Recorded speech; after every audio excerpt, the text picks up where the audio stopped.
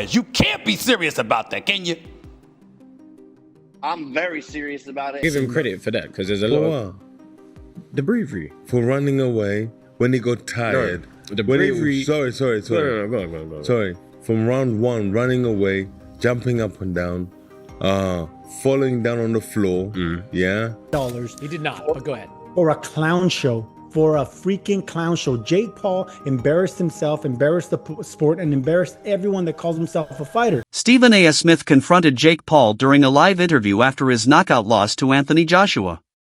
Smith questioned why Jake chose to face such an elite fighter so early in his boxing journey, calling it a dangerous move. Jake responded with confidence, saying he still has everything he needs to succeed. He pointed to his strong team, high-level training, and resources. Jake made it clear that one loss does not end his boxing career and that he still believes in his future in the sport. Definitely I need a few more fights. I'm not taking them on in my next bout, but a couple more years of experience with the team I got. I'm surrounded by the best team in the world possible that money can afford, so I'm getting exponentially. After the fight, Logan Paul responded to the criticism surrounding his brother's loss. He said many of the negative reactions came from people who were always going to hate, no matter the outcome. Logan explained that fighting at this level brings heavy scrutiny, especially against someone like Anthony Joshua. He admitted no one realistically expected Jake to beat a two-time Olympic champion, but praised his brother's confidence and determination. Even with a broken jaw, Jake stayed positive, joking and filming content from the hospital. Logan said this mindset shows Jake's resilience and love for boxing. In his view, the fight was still a positive moment, proving Jake's toughness and willingness to take risks most people would never accept. These are haters. Haters gonna hate. It's just the name of the game, you know. When you're operating at the high level that my brother and I are, the haters come with it. I mean, statistically speaking, part-timer, I think the narrative's dead. I've been showing up every single Monday for the past month and a half. I've wrestled in 4 out of the 5 times I was there. I won every single match. So, like, everyone who's yapping can now shut their trap because the narrative's dead. I mean, you brought the receipts. I think that the proof stands for itself. And you mentioned your brother. Jake went 6 rounds on Friday night with Anthony Joshua. I know how proud you are of him. You were in the hospital with him afterwards. You called him an absolute warrior and said on your Instagram that his broken jaw won't break his spirit. How did you think, and what did you think of how the fight went down? So, from strictly a logical point of view, I actually think it went down exactly as it was supposed to. I'm not sure anyone really thought that Jake was going to beat Anthony Joshua, but you have to understand, being his brother and in his close circle, he has this conviction that makes you believe, and he has this ability to defy reality and morph it into his vision of how it'll transpire that makes you think he'll win. However, like this was my opinion, this was a logical conclusion to the fight. The 2-time Olympian broke the influencer boxer's jaw. Like, okay, you know, we could have wrote it in a story and it would have made sense. That said, I think he did amazing. I'm incredibly proud of him. I think it was a net positive. I think the world can see now how tough Jake Paul is. Eddie Hearn shared his perspective on Jake Paul's performance against Anthony Joshua. He said critics who claimed Jake was only running missed the bigger picture.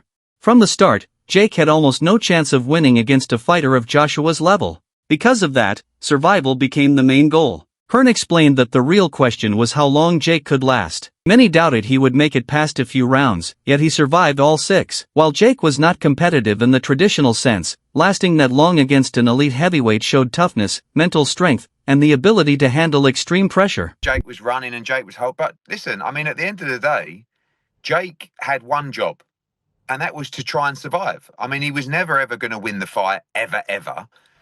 And if you would have said to me, do I think he'll go 6 rounds? I would have said absolutely not. I mean, I felt that it would take AJ a couple of rounds to get hold of him, because I knew Jake can move a bit and he'd be moving off the back foot and he'd be holding. But it was the way that he did it, I think, was actually quite impressive. Like, not that particular part, but the way that he would, you know, the way that he was strong in the clinch. You know, he wouldn't let AJ get his shots off in the clinch.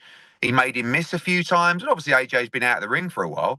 But to be honest, I think the most fascinating thing of the whole night in terms of the fight was how he didn't get flatlined by that right hand. I mean, I said going into the fight, it's probably going to take AJ a few rounds to get hold of him. And I also said, as soon as he lands clean, the fight's over, right? He landed a few before, but the first that he landed really clean was the final shot. But, you know, he never flatlined Jake. I mean, he did break his jaw in 2 places, which is a disaster. But there are a lot of heavyweights that would have been out cold from that right hand. I mean, one of them was Francis Ngannou in a pretty similar shot, really. Do you know what I mean? So I actually give Jake unbelievable credit for doing it in the first place, but his performance as well. I mean, I stand by the fact that I think he's just a decent cruiserweight, but like he did go in with Anthony Joshua, and look, the world is full of criticism and opinions and negativity. Who else is doing what he's doing at what is he, late 20s? I mean, quite phenomenal. I mean, the guy's a complete madman. I'm watching him come out to that ring walk, and he's just Stephen A. S. Smith also stated that Jake Paul can no longer hide behind the YouTuber label. He said that if Jake still sees himself primarily as a content creator, then he should not be fighting elite professionals like Anthony Joshua. According to Smith, stepping into fights at this level requires full commitment to boxing and acceptance of its risks. Fame and crossover appeal are not excuses when facing top-tier fighters. Boxing trainers for years. He takes the sport very seriously. Thank you. So let me ask you, that's the question I have, because great kid, great businessman, by the way, amazing. And I know how he does all this, the character and the persona. We keep saying that he doesn't want to be a boxer. He's not a boxer. But then Jake Paul is a boxer. Yeah, exactly. That's my point. Exactly. He's a boxer. He can fight. I respect it. So go in there against fighters. You should be climbing the ladder towards those other fighters and taking the sport seriously to the point where you're fighting. Derek Chisora refused to give Jake Paul much credit after the fight. He rejected the idea that simply stepping into the ring equals bravery. Chisora pushed back on comments from people like Chris Eubank Jr., who praised Jake for lasting 6 rounds. He argued that Jake spent most of the fight running, holding, falling, and throwing very few punches. In his view, bravery is not about taking punishment for money. True bravery means risking yourself for something bigger, like representing your country.